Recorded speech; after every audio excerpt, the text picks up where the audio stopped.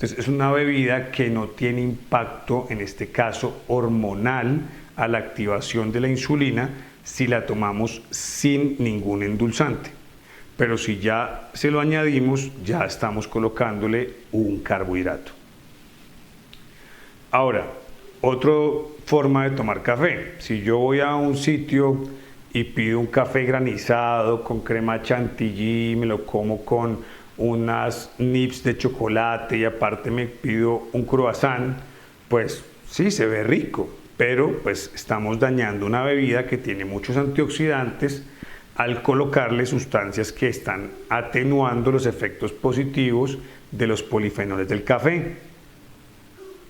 Ahora fíjense otra bebida, café con leche, con azúcar y una galleta. Pues fíjense que se ve muy rico, se ve que es algo que uno haría de pronto en la tarde, con los amigos, de pronto en una cafetería, mientras que se hace una tertulia. Pero ya lo hemos hablado antes también en otras conferencias contra las enfermedades donde revisamos el problema de tomar café con leche. La leche es un carbohidrato. Si le pongo azúcar es otro carbohidrato. Y si me como una galleta, pues ahí van por lo menos otros 2 carbohidratos. Entonces es una comida muy pequeña, si se dan cuenta no es grande, pero está cargada de diferentes moléculas con convergencia molecular. Soy el Dr. Benjamín Ramírez, especialista en enfermedades crónicas con un doctorado en bioquímica y nutrición humana. Mi misión con este contenido es ayudarte a entender cómo funciona tu organismo para gozar de bienestar con tu familia. ¿Cómo se utiliza el café generalmente en la mayor parte de los países de América Latina, de Norteamérica, de Europa? Así como lo están viendo, café negro con un endulzante. Entonces ya sea panela, azúcar, azúcar de mesa, ágave, miel de abejas, azúcar de caña.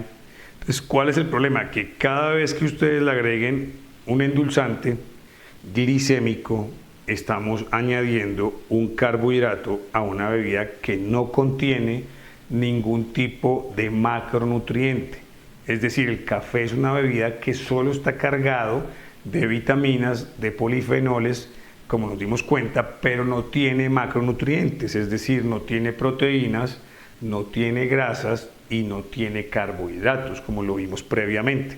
Otra cosa que daña el café, que también hay que tener en cuenta. Las personas muchas veces recalientan el café, entonces hay gente que tiene la costumbre de hacer el café por la mañana en una olleta o en una olla y lo dejan enfriar y cuando quieren tomarse nuevamente un café vuelven a calentarlo. Entonces, ¿cuál es el problema? Que todas estas sustancias, que son las sustancias polifenoles, son volátiles. Entonces, si yo las coloco nuevamente al calor, directamente al recipiente de alguna característica, aluminio, hierro, cobre, y lo pongo en contacto directo con una temperatura no controlada, esto, lo que era bueno, se van a volver sustancias agresivas, entre ellas la acrilamida, que es una sustancia que se produce cuando se sobreexpone al calor de manera inadecuada sin controlar temperaturas y recalentamiento. Entonces, esto es lo que pasa, por ejemplo, en la calle cuando la persona se toma un café recalentado. ¿Qué le pasa a esa persona? Le da dolor de estómago, le da gastritis, le da acidez, le da reflujo. Entonces, ¿es el café lo malo? No, es la forma como la persona lo compró y lo consumió. Un café no controlado, no preparado de una buena forma. Entonces, ¿qué sucede cuando la persona utiliza el café de esta forma? Vamos a tener el suceso que se llama la convergencia molecular. Entonces, imagínense que ustedes se tomaron el café con la galletica que les mostré. ¿Qué va a pasar ahí? Que estamos utilizando cafeína, que como les reitero es un estimulante y que acelera las reacciones del cuerpo en un medio ambiente cargado de moléculas de un mismo grupo. Entonces, por ejemplo, si al café le puse panela, ahí va un carbohidrato.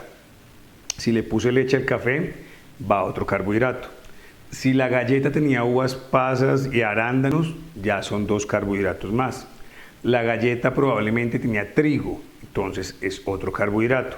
Y la galleta tenía avena, otro carbohidrato. Entonces, ¿qué sucede? Recuerden que las moléculas no todas son iguales. Las moléculas básicamente es como si ustedes tienen una puerta y aquí afuera de la puerta hay 100 personas. No podemos dejar que esas 100 personas atraviesen por una sola puerta.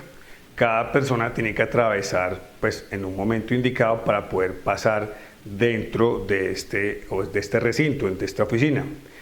Eso mismo ocurre en nuestro cuerpo. Los carbohidratos pueden ser efectivamente personas, es decir, son del mismo grupo, o sea, son carbohidratos, pero cada persona no puede atravesar la puerta al mismo tiempo. Y sobre todo si hay personas de diferentes tamaños y volúmenes, a lo que le denominamos el peso molecular. Entonces las moléculas tienen lo mismo, hay moléculas pequeñas, grandes, medianas.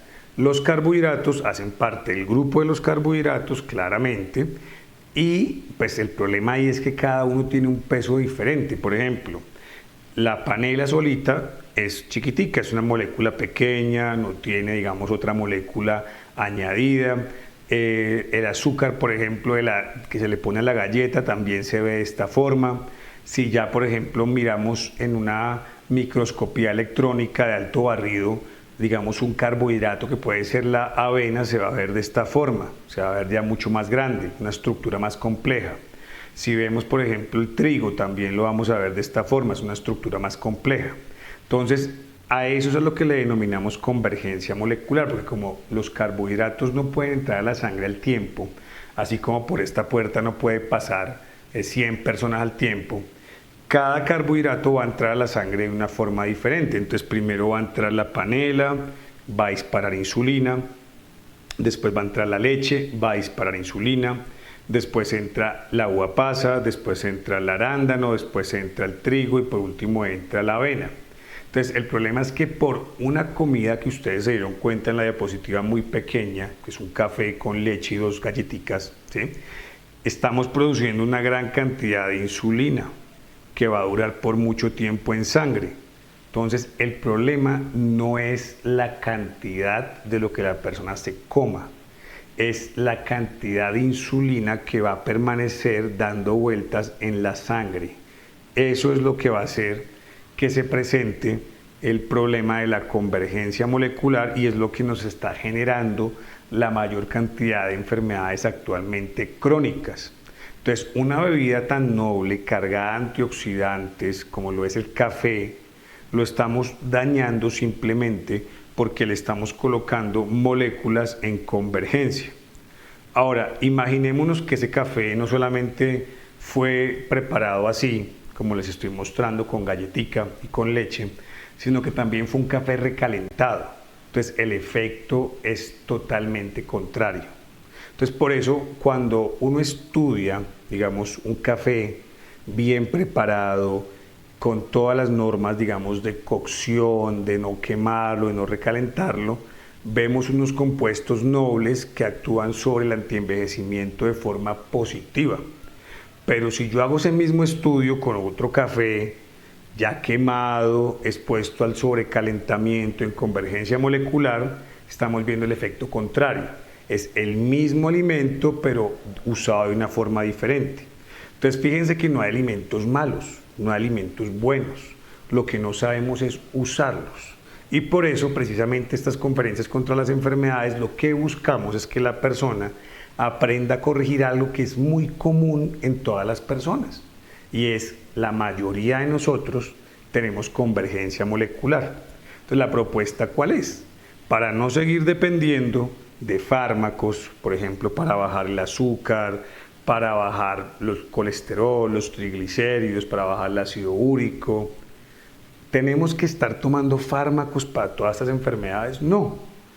Tenemos que llegar al origen del origen, y la mayor parte de las enfermedades crónicas, el origen del origen es la convergencia molecular.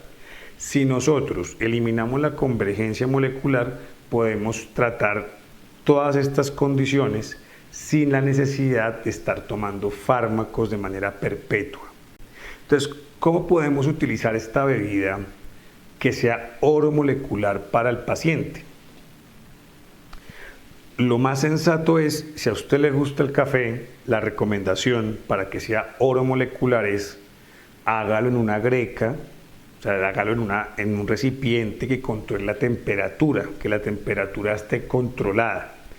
Ahora, lo más recomendado es el café filtrado, es decir, que el café sea bañado en un filtro, ojalá de arroz o en un filtro de cualquier material, y el agua caliente bañe en decocción el medio y baje el líquido con los compuestos volátiles, en este caso, de los ácidos fenólicos que tiene el café. Ahí ya, cuando baje al recipiente o al vasito o a la olla, está bajando con las sustancias que el cuerpo necesita, que son las que le nombramos previamente.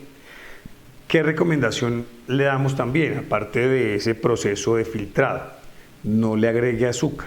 Si quiere, digamos, disfrutar de los beneficios del oro molecular que aporta el café, lo mejor es tomarlo totalmente solo. Si de pronto se le dificulta dejar el sabor dulce mientras que logra llegar a ese nivel, puede utilizar algún tipo de edulcorante no calórico que resista temperaturas altas. Entonces es una opción mientras que logramos quitarle ese sabor dulce al café y tomarlo de esa forma amarga, que es donde está la mayor cantidad de sustancias activas para el cuerpo humano. Esa es la forma como se debe tomar para lograr ese efecto de oro molecular. El café es un alimento de consumo libre, efectivamente, porque no tiene grupo molecular, es decir, no es carbohidrato, no es grasa, no es proteína, por eso se puede usar de esa forma, pero efectivamente habrá circunstancias en donde posiblemente no podremos utilizar el café en un paciente que tenga, por ejemplo, alguna reacción exacerbada a la cafeína o alguna reacción exacerbada a un ácido tanínico. Pero digamos que en el grueso de la persona que no sufra de nada extraordinario, lo podemos utilizar de esa forma. Ahora, ¿cómo más podemos utilizar el café para que sea oro molecular?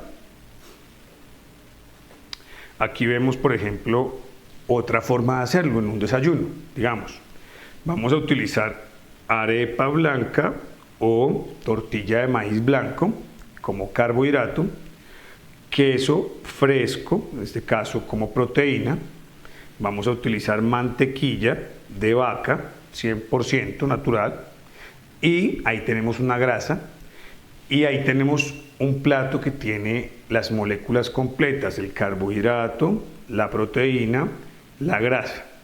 Nos queda entonces el café. Entonces el café, como hace parte de este grupo libre, lo vamos a contar dentro de este grupo, ¿sí? Y ahí podemos utilizar, como les reitero, un edulcorante no calórico como la stevia al 100%, y podríamos utilizar, por ejemplo, algo de champiñones salteados con la mantequilla y algo de sal. Este plato que estamos viendo acá es un desayuno oro molecular. ¿Por qué es oro molecular? Porque no tiene convergencia de moléculas, solo tiene un carbohidrato, una proteína, una grasa y sus compuestos libres. Ahora, si usted lo quiere hacer ya, digamos, desde el punto de vista de no basado en animales, sino basado en plantas. Entonces, digamos que usted quiere usar la misma arepa de maíz blanco, puede usar tofu como fuente de proteína de origen vegetal, y podemos usar, por ejemplo, aceite de coco. Y tenemos exactamente otro plato ya basado en plantas que es oro molecular, porque no tiene convergencia. Vamos a tener un disparo de insulina, pero es un disparo de insulina que no va a perpetuar en el tiempo y que va a propender por el equilibrio de las reacciones físicas y químicas de la persona.